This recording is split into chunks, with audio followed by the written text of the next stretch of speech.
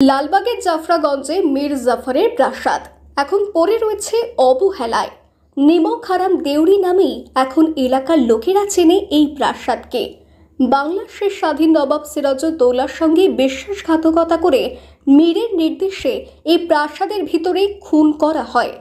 পর্যটকদের এমনই বোঝান স্থানীয় গাইড ও টাঙ্গা চালকরা। তবে ইতিহাসবিদদের একাংশের মত, সিরাজকে বন্দি করে এখানে রাখা হলেও খুন করা হয়েছে হীরাঝিলে, যার একটা বিশাল অংশ এখন ভাগীরথীতে তলিয়ে গিয়েছে। ছিল না, কিন্তু তোকে ভাষাটা ঢুড়ি হয়েছে। কেন হয়েছে? হ্যাঁ, ইতিহাস বলছে কি মির্জাফর নমক হারামি করেছে, বিশ্বাসঘাতক করেছে।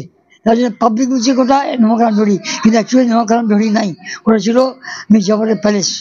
হ্যাঁ, আর ওখানে আমাদের এই যে মহরম চলছে, হ্যাঁ, ইমাম হোসেন একটা জরি আসে, কোনদিন যাবেন, যে জরিটা কারবালাতে ছিল ইমাম হোসেন গেটের উপরে, ওই জরিটা ওখানকার যারা নবাব ছিলেন, সে মোহাম্মদ জাফর আলী খান, ফায়াজ আলী খান, এরা ওখান থেকে ওই জরিটা এনে ওখানে কারবালা একটা মানে নকশা করে বিল্ডিং করেছেন, এটা জরি করেছেন।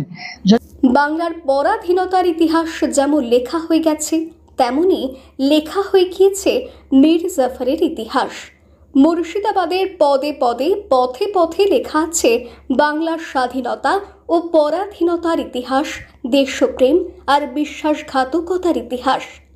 সেই ইতিহাসে মীর জাফর এক বিশ্বাসঘাতকের নাম। মীর জাফরের পুরনো সেই প্রাসাদ বাড়িটি এখন আর নেই। সেখানে রয়েছে ছোট দুটি ভবন। ওই ভবন দুটি আসলে বর্তমানে ইমামবাড়া, যা প্রায় সবসময় বন্ধ থাকে। মীর জাফরের বাড়ির প্রধান ফটক বা নিমক হারাম দেউরির বর্তমান অবস্থা ভগ্নপ্রায়। এর ভিতর দিয়ে ঢুকলেই আর একটি গেট আছে। দ্বিতীয় গেটটির ভিতরেই বর্তমান বাড়িটি রয়েছে। নিমক হারাম দেউরি হল যাকে বলা হয় সিরাজউদ্দৌলার প্রধান সেনাপতি মীর জাফর সপরিবারে এখানেই বসবাস করতেন। তার প্রাসাদের প্রধান ফটকই পরে স্বাধীন চেতাদের কাছে নিমক হারাম দেউরি নামে বেশি পরিচিতি লাভ করে। মীর জাফর বিলাসবহুল ও আড়ম্বরপূর্ণ জীবনযাপন করতেন। তার প্রাসাদেও ছিল সেই জৌলস্য বিলাসিতা। তখন তার প্রাসাদটি সবসময় কামান সৈন্য সামন্ত দ্বারা সুরক্ষিত ছিল ইমামবাড়া। কথিত আছে, পলাশীর যুদ্ধের আগের দিন মীর জাফরের এই বাড়িতে ষড়যন্ত্রকারীরা বৈঠক করেছিল।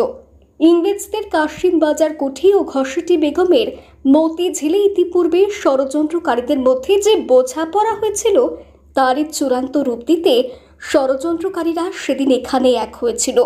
বাংলা ও সিরাজের বিরুদ্ধে ষড়যন্ত্রের চূড়ান্ত বাস্তবায়ন করতেই মীর জাফরের প্রাসাদে বৈঠক হয়েছিল। তবে বর্তমানে এই দেউরি আজকে ধ্বংসের মুখে।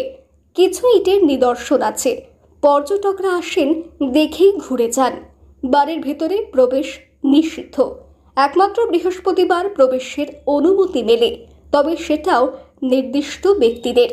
তবে পর্যটকদের কাছে আজও আকর্ষণ এই নিমক হারাম দেউরি। জেলখানার মধ্যে ওই জরিটা আছে, ওটা অ্যাকচুয়ালি নিমক হারাম জরি নাই, ওটা সাহায্যের মির্জাফরের প্যালেস ছিল। কিন্তু ওরা আপনার সাহায্যরা ওকে বলেছে নিমক হারাম জরি, ওটা অ্যাকচুয়ালি নিমক হারাম জরি নাই, ওটা ছিল মির্জাফরের প্যালেস।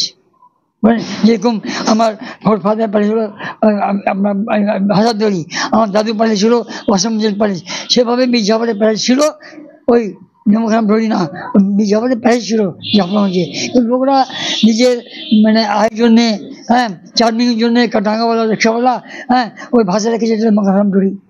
মুর্শিদাবাদ থেকে কৌশিক অধিকারের রিপোর্ট, লোকাল 18 বাংলা।